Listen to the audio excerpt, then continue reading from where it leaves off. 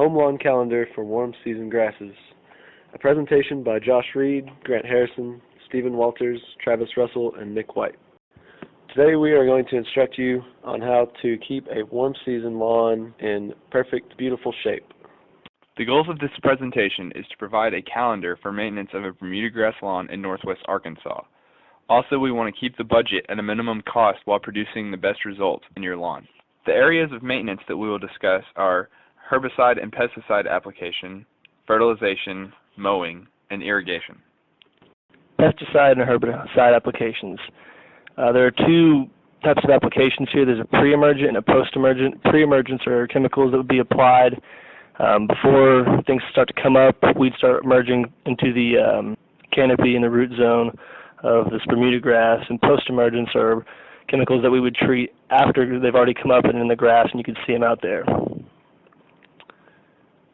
Growing season for warm season grass, Bermuda here, root growth has to be at least 50 degrees soil temperature. Optimal is 75 to 85.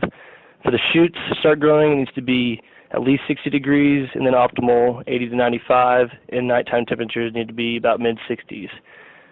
Since that is kind of hard to follow, as a general rule of thumb for around here, we're making this calendar for April 15th to October 15th would be about your growing season for warm season grass. Common grasses and weeds that we'd be treating for around here on warm season grasses would be crabgrass, which will come in January and stick around till about April. Broadleaf weeds, there's several of those, dandelions and things like that. They come in March through July, and then it gets too hot, in about July and August. And again in September and through November, they'll be coming back up again. Cool season grasses and sedges, they'll be around anywhere from April to August, and then winter annuals are November through December. Now it seems like there'd be a lot of treating going on here for these weeds since they seem to be growing almost year-round.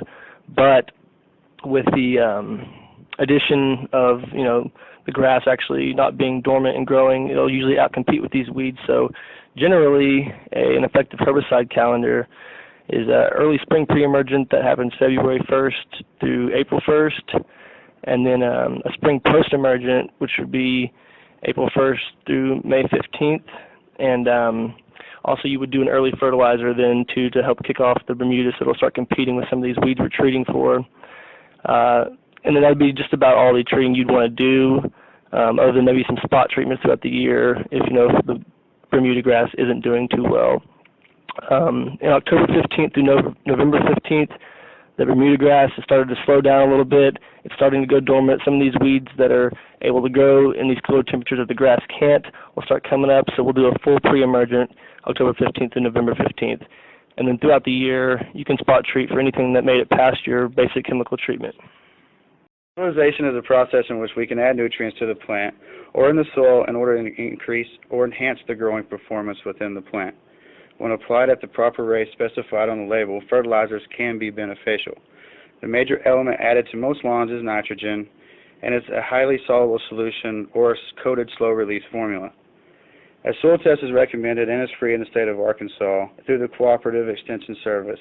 You should use this soil test to better increase the lawn's performance as well as provide safety of the environment. With high nitrogen levels, the environment can become volatilized and the water sources can ultimately damage the ecosystem. For general homeowner use, it is recommended to apply a nitrogen rate of 1 pound of nitrogen per 1,000 square feet. For recommended use in northwest Arkansas and for homeowners, we're going to recommend a 1/2 pound per 1,000 square feet, and that is also recommended as a low rate of nitrogen. Typically using a broadcast spreader in this environment is the best source. A broadcast spreader is a rotary spreader that can be purchased from any local hardware store, and it offers easy adjustment for proper distribution of material and accuracy for the amount provided. In the fertilization calendar, an early season soil amendment and fertilization would start in March or May. Once again, the soil amendments are only going to be added if you did the soil test. 4 to 6 weeks later, you will add the June and September range, and this will be your mid-season application, and this is just for greening up the grass and establishing a larger root depth for the summer dry season. September and November is important to fertilize 4 to 6 weeks before your first frost, depending on where you're at and how cold the environment is in the transition zone. Northwest Arkansas, for warm season grasses, you may not experience a frost until late December.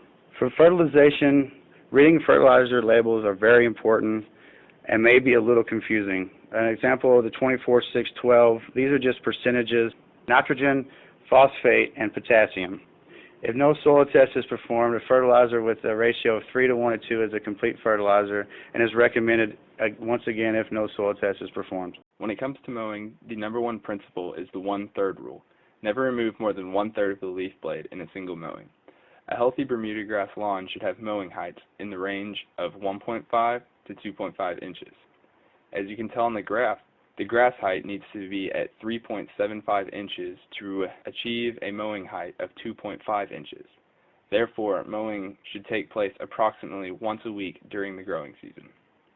March through May, mow turf slightly shorter than normal to remove the dead leaf blades before grass begins to grow.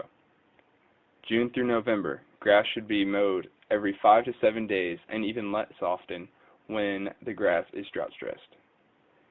December through February, mow until the first frost on warm season grasses, sometime near Thanksgiving. Watering during the winter and spring season is rarely needed unless new sod is laid down. Occasionally, hot, dry times will occur out of season where irrigation is necessary. However, watering during the off-season can offset common pest problems and stress from the heat during the summer months. Through June through August, a weekly application of 1 to 1.25 inches is necessary in the summer for the grass to retain its attractive color. Sandy soils require slightly more attention and require watering to every 3rd day. Clay soils tend to run off more easily, so be careful not to overwater. Generally, the same rules apply to the schedule from March through May. Watering is rarely needed, but on rare occasions, when the season is particularly hot and dry, some attention is necessary. During December through February, grass is dormant during the season, but it's still important to watering any newly laid sod at this time. According to a study by Money Magazine, your return on investment on a landscape can be between 100 and 200% of your original money invested.